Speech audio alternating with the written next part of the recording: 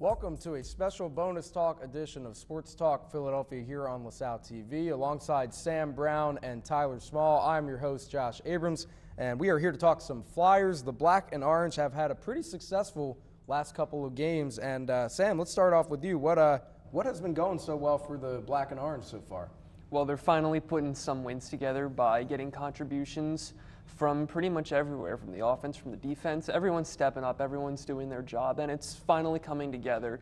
They did have a little bit of a slip up in their last game against Florida, but it's nothing to be overly pessimistic about at this point, and I like what I've seen.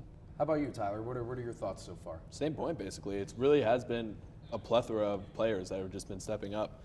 If you see for the month totals, behind Giroux and Cordier, it's Lindblom and Patrick and Weiss with the next leading points with 7, 5, and 4. So it really just has been everyone getting involved for the wins. Yeah, and it's interesting that you bring that up because it seems like with numbers like that the Flyers are getting, as you said, contributions from everybody, but it's like it's more hefty now because I think everyone's starting to get more involved in the offense.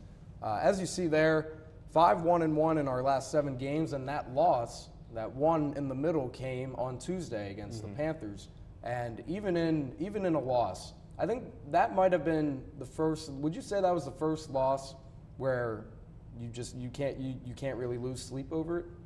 I'd have to say so, just because the couple losses they had built up going into this recent successful stretch that they've had. I mean, they were tough to take, and it made you wonder, and it made you ask a lot of questions. Is this team done already so early in the season? Now, it's obviously with the way they've played now, it's too early to tell which direction they'll go in. Yeah. But they've played in worse situations, and this is just like one of them. And that's something that you'll get with the point that we just made with everyone contributing. They like to contribute when there's momentum going their way, like when you see scoring happening. So in the last couple of games when they put up 5 goals, that's when you've gotten everyone's contributions. But when they got shut out the other night, you just didn't see anyone starting the spark that really got them going. So it's nothing really to worry about. It's just an off night for them, but I think it's a great stretch of games. Yeah, I'm glad you described it as an off night, Tyler, because look, a 2-1 loss is tough, especially offensively. But we know how capable the Flyers are of scoring the puck, especially this year with all of the young guys, with the combination of the young guys and the veterans. The fact that they only gave up 2 goals on Tuesday kind of gets you excited for the defense and for the goaltending because Brian Elliott looked amazing. Basically, I'd like to think that those 2 goals that were given up weren't really his fault. It's kind of like a quarterback throwing an interception off of a tipped ball, But looking at Giroux, he has just been. I mean, he's just been on fire. He's putting up pretty much the same numbers, I would like to think. But what's your guys' assessment of not just Giroux, but the other normal contributors, guys that have been here for a while? When Giroux does well, the Flyers do well, and that's what we're seeing right now. He's picking right up from where he left off towards the middle and end of last season when the Flyers were getting hot and sneaking into the playoffs on the last day of the season, and just the team looks to him as a source of inspiration. People say whatever they want about his leadership, but when he gets hot, then the team gets hot. No, you're 100% right. Giroux has been the steady force for the entire season, but I almost have to go back and eat my words that I said last week about Elliott not being the goalie anymore. He should go to Pickard because since then he's been 3-1, or in the month I should say he's been 3-1 with a goal allowed 1.13 and a save percentage of .962. He's been unreal, and that combination between the two, what I would call veterans of this team now, has just turned their season around and given them this great stretch of games. Yeah, and I really think it's safe to say at this point that given how shaky our goalie play has been, I think if we start to look more, if we look more sharp on defense, then I don't think we're going to be throwing these goalies under the bus because usually half the time that we give up these goals, it's because of faulty defensive play.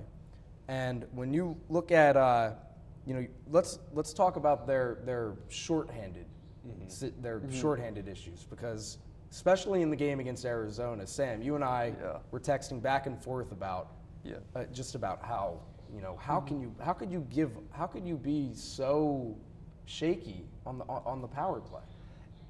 It really baffles my mind. This is the power play. That's the time to bring on the pressure. That's the time to really click offensively. But it just hasn't been happening for them. You saw on screen that they were last in the NHL, even on this little good stretch that they're going on. So the way that a team can play so poorly on the power play, it's beyond me. I don't really have an answer to what's causing them to play this poorly.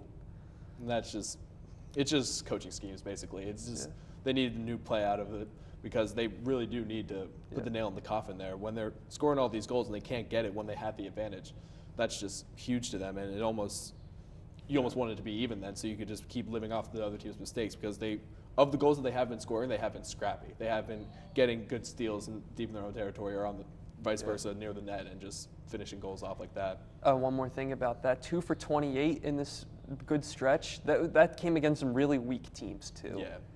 It's just unacceptable. Yeah, it's almost like a trend at this point where Philadelphia sports teams are just playing down to their opponents, and we've certainly seen that with the Flyers in years past. But Sam, why don't you give us an update on a returnee that we've been really missing? So the Flyers brought in James Van Riemsdyk in the offseason, and he's missed every game since the second game. You see 16 games on there, and they've played okay in his absence, but I'm very excited to see this guy return because he's coming from a Toronto team that just put up 105 points last season, and he was a big part of that, and I'm really excited to see what he brings to the Flyers going forward, and especially for that power play. Just to be around talent like Toronto, even if they didn't have as great of a postseason as they would have liked, it's still something that you like to be around, and it just helps come into a team that's needs to be sewn together like that. And just his presence will be great just to give the whole team more depth, more ability to move players around and be more aggressive for the power plays or just offense in general. All right, now let's stray away from hockey just real quick, not necessarily the sport itself. On Tuesday night when Florida came into the Fargo, it was a matchup between two teams that have yet to start a fight. And I find that interesting because we've seen Dave Hackstall. We know how he is as a coach. We don't really know his personality because I don't really know if he has one. But does something as small as not literally putting up a fight, do you think that has any effect on any spark, any momentum for the team? I mean, it allows them to play with more discipline. They're not taking the stupid fighting penalties that they normally would be had they been fighting, and if this was a decade or so ago. But if they're playing more disciplined and it seems to be working for them, I say keep it up. Now, what they can't do is just play to a level where, like you said, they're playing down to their opponents. If they're not having some kind of attitude, some kind of hunger or drive to win, then you were going to have to change things up. But you still have to play with that discipline. I was just going to say that same exact point where the fighting does come from an intensity on the ice. It's something that's unmatched by any other sport, really. And to lack that, I think it's more of just a coincidence that they haven't played each other enough, as opposed to there not being that drive, there not being that force to go against them and just try and kick their butt on the ice, I guess. But I think it just comes down to the intensity of the game. Yeah, sure. And I don't really think it's too big of a deal. I just found it kind of interesting because, given the Flyers and how scrappy we've seen them play before, it just kind of baffled me a little bit. Right. Yeah. But we're going to wrap things up now. We thank you all for tuning into this special Bonus Talk edition, talking about the Flyers. We're going to hope for some successful Philly sports team play from here on out. So enjoy your weekend, guys.